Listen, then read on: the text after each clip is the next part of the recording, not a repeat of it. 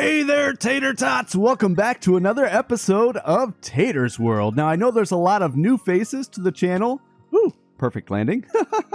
I know there's a lot of new faces for the channel, so first off, I want to say welcome. And second off, I want to say we have a treat in store for you today. We've got some awesome projects to work on, and I can't wait to get started on them. But first, before we get into our projects for the day, I want to go over the question of the day. Hey, Spuddy, how's it going? So the question of the day for this episode is, what runs around a yard but doesn't ever move? Again, what runs around the yard but doesn't ever move? If you think you know the answer to this question, go ahead and leave it in the comments there. And I really do like reading those, so thank you so much for all those who have been giving their answers thus far. First and foremost, though, I have been busy. Actually, let's go back here. Between episodes, I gathered a ton of supplies for the projects for today. Quite a few, anyway, and there's actually more. The other thing that I've done is I told you in the last episode that we were going to figure out how we were going to do our villager training center, like how it was all going to work. And I think I figured it out. It's still very manual, and yeah, this needs some more decoration, but it is what it is. But essentially, what I'm going to do is I'll put a minecart on there. I'll push this beautiful spruce button. It'll go down there, all the way down to the villager breeder that's over there. If you're new to the channel, you're probably going to see some past episodes, or need to see some past episodes to know exactly what I'm talking about. But then it'll come back up here, and it'll stop right here in this spot. Now, I put the glass here so that even though they can go down one, they can't take off down the tunnel because that would be really annoying. And I did the same thing on the other side. Now, we don't have an output yet, but that's okay. I don't think it'll get in the way of what we're trying to do today. But next, I want to bring your attention to these rails. Now, this rail probably doesn't look like anything, but there's something cool that I figured out. As you know, I've been putting rails in front of my nether portals because for whatever reason, mobs don't like to walk over the rails. They feel as though they can't. So that kind of gave me an idea, and you guys probably already know this. But I wanted to test that with villagers, and I did test it in my creative world where I kind of designed the projects that we're going to be doing today, and it works perfectly. Not only if you put it right here, will it be stuck, it won't want to go over the rails, but you can push it very easily into that spot over the rails. So that's going to be really cool, and we're going to make use of that feature, I'll call it, quite a bit later on in this episode. And then if you come over here, this is where we're brewing the potions, and I've got some stuff for brewing potions over here. You see the mine carts, and I've got a couple boats. The boats are very important. I'll show you that in just a second. And then I've got water up here to refill the water bottles. Now, like I said, it's going to be manual. We're going to have a zombie in here that will zombify the villagers once we release them from the minecart. Now, you might be asking yourself, well, what happens, like, won't the zombie attack you? I've got an app for that. So I can easily run right up here, and this is kind of like my viewing platform where I can watch the villager. You can picture it now, kind of watch the zombie chase the villager around the room. It should be a lot of fun, plenty of entertainment. So then once it is zombified, then I catch both of them in boats. That's why I have boats on me. And then I can do the whole curing process and all that. Now, the cool part is I should be able to, if I have enough boats, I should be able to get them all together and cure them all at the same time. So I can get like 5 villagers at the same time, which is what I was trying to do before with the kind of redstone solution that we were working on. Now, another thing that I did between episodes, and again, I got a lot done, is we actually caught somebody who's going to be probably, oh, you can hear him already, one of the key actors, a leading actor of our our villager training center. So right in here, we've got this guy. So what I did essentially was at night, I ran around with an iron sword because I knew I wanted them to have a sword anyway to make the process faster.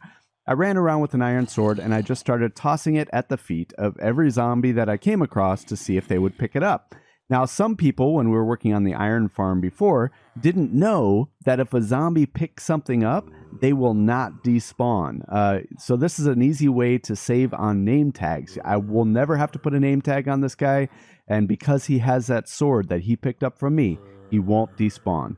So that'll make the world a much easier place to live in. So now we're just going to wait a few more moments for the sun to go down. And then what I'm going to do is I'm going to transport that zombie into our training center here. So what I did was I knocked out some of the blocks. I put some boats in the way. So what I'll do is I'll release him. You'll see in a second, but I'll release him. I'll hop through here and then I'll try to run over there and make him get stuck in one of the boats. So just a few more seconds. We're getting pretty close. I do want to do it before too many other mobs come out, just because that would be kind of annoying. So I think, are we close? Are we there? Yeah, let's go get him. Let's go get him. Okay, so you and you. Hey, how's it going, buddy? Hey, how's it going? Hey, whoa, hey, oh, get back with that sword. Are you following me? Okay, very good, very good. You're doing a fantastic job, by the way. Okay, so follow me in here, just like so.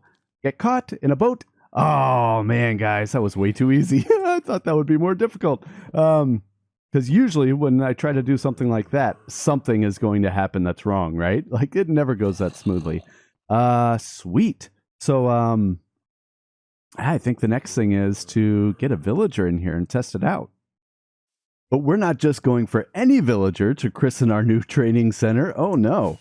We're going for our very first villager, our very first one that we, this was one of our first builds, this little villager trading hall sort of thing right here. And this guy right here was our very first villager, I think. Was it you? We'll just go with this guy. And that's because he gave us mending books for just 10 emeralds. So what I'm going to do is I am going to come out here and I'm going to let him free. I'm going to catch him in a boat, and then we are going to sail all the way back over there. It should be a lot of fun. So let's do this. Let's do this. Come on, buddy. You can get out. It's amazing. What's going on? Oh, I probably need to break that as well. Okay. Now you can get out. Look, come on. Come on. Put that right there. Come on, buddy. You can... you need a nudge. I'll nudge you. Oh, did you fall in the hole? Don't fall in the hole. Okay, you didn't fall in the hole. Come on, guy.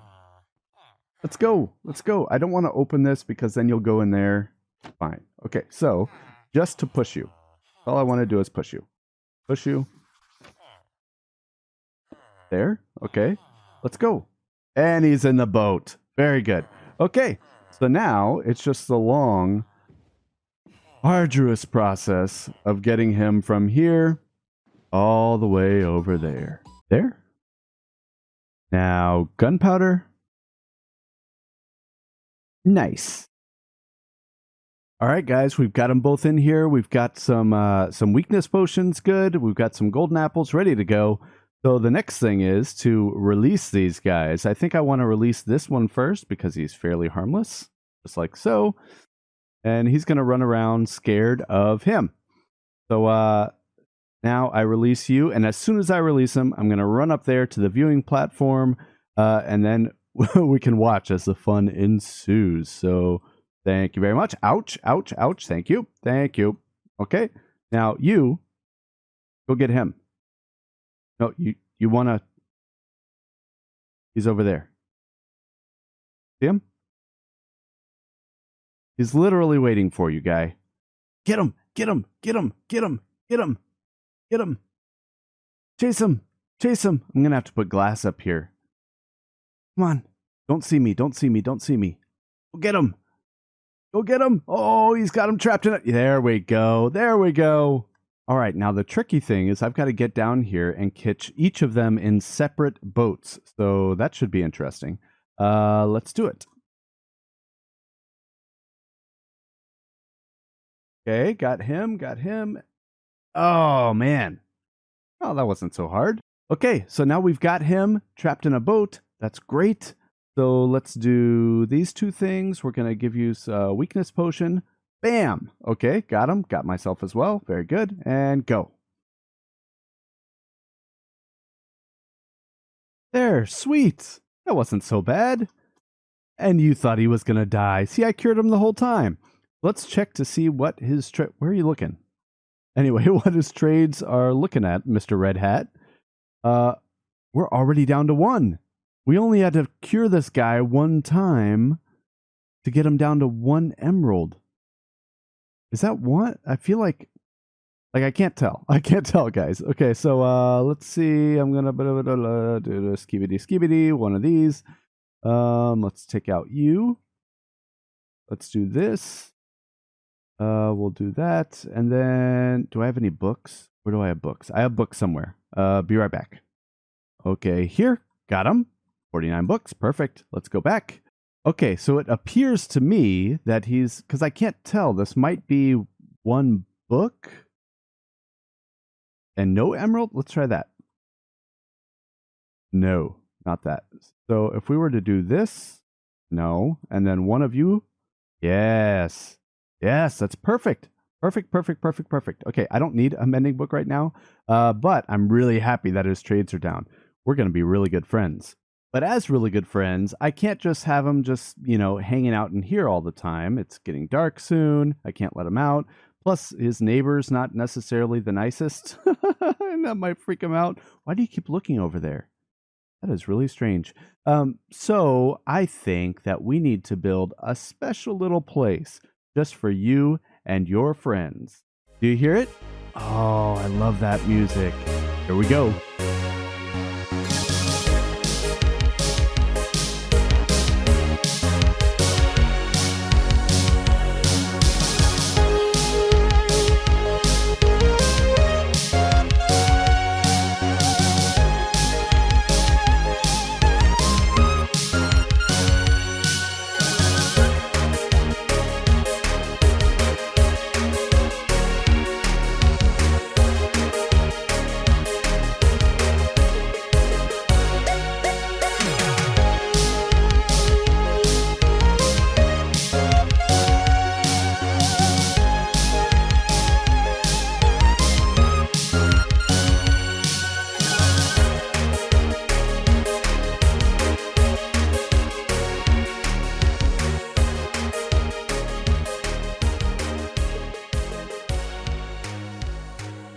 And we're back. What'd you think of that time lapse, guys? Let's look at this. Wow. I do really like, out of all of these builds, I really like the villager breeder build. I really like the apiary. You guys know I like the apiary. I like the you know what? I like all the builds. I really do. This turned out really well. It took me a while to do the detailing. It took me even longer to move that mending villager. But yeah, let's go check inside. So if we go in here, you'll see what I did. So I used the railing in the floor, kind of like a little pattern here that I really like. And what it's doing is it's actually keeping the villager in place. He's not going to move from this location. I tested it for a long time in creative, and they do not move.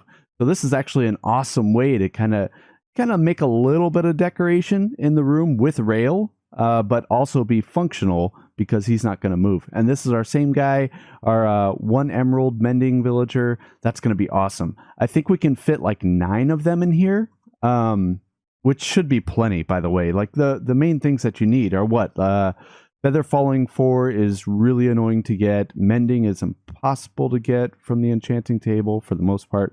And Unbreaking 3 is tough to get. But yeah, this is going to be really cool. And yeah, so I did this sort of thing. Oh, another thing. So you'll see right here, this railing right here, let's say something happens, I don't know, magically happens to this door, and zombies are coming to try to smash the heads of all of my red hats here. This railing will actually keep them from going across too. So it's like an extra layer of defense. I love it in here. Our next project for this episode is actually a little bit of an addition to what we did in the last one with these stables. So what I envision here, so we've got Carl, right? Hi, Carl. How's it going?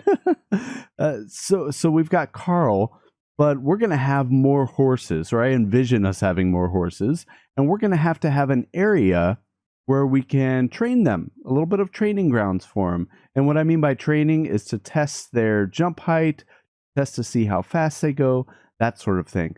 So there's a reason why I left this area right here open, and that's because I want to have this training area or testing area or whatever you want to call it back here. And I've seen a design for a fence for this sort of thing before, and I really liked it. So I think I want to try to do something like that. So with that, we're going to do it again, guys. Let's get to yet another time lapse, guys. One thing that I didn't like as I was making the time lapse actually was this wall over here actually came through here as I was just making it. And I was trying to be pretty random about it, but I didn't like it. So I pushed the wall back. Was that a cat? Anyway, so I pushed the wall back to try to make it a little bit more even. And with that, I made the path more symmetrical as well, so that it was a complete circle instead of just cutting through here like it was before. But I think the next thing that we need to do is we need to test this bad boy out. So let's get on Carl here, our trusty steed. Let's hop over and hit our heads. And then I think right here, we can call this a start and finish line. I do want to get some redstone automation to actually keep track of the speed of the horses. But for now, I think we should just do a little victory lap with Carl. Oh, this is so much fun. It would be really cool if I had someone else on here to kind of race with. But, you know, it is what it is. And then I have these hay bales here, and these are obviously to test the jump height. So I think we cleared 4 with Carl before. Yeah, no problem.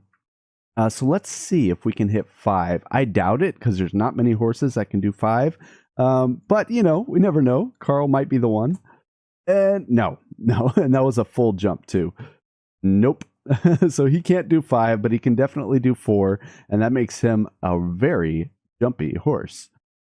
And with that, guys, that concludes the projects that we had for this episode. Hey, Spuddy. So let's get down here, and I want to showcase a comment like we always do from one of you.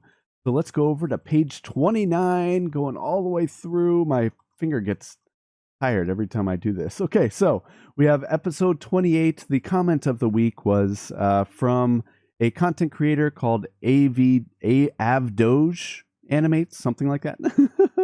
Not sure how to pronounce that, but I'm pretty sure that's Doge, like Dogecoin. And they said, I really love this type of editing.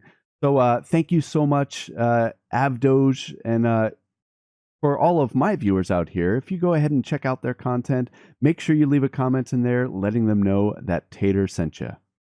And with that, that's all I've got for this episode. For episode, what are we on? Episode 29 of Tater's World. So again, thank you so much for watching. If you like this content, go ahead and hit that little like button, thumbs up thing down there. It really does help to support the channel and support the video. And if you like this type of content and if you want to see more of it as it comes out, the best way to do that is to subscribe. Personal choice, like I always say, but unless you've come up with a better way to keep track of the episodes as soon as they come out, that is the best way. So thank you so much once again, and I will see you all in the next episode. See ya.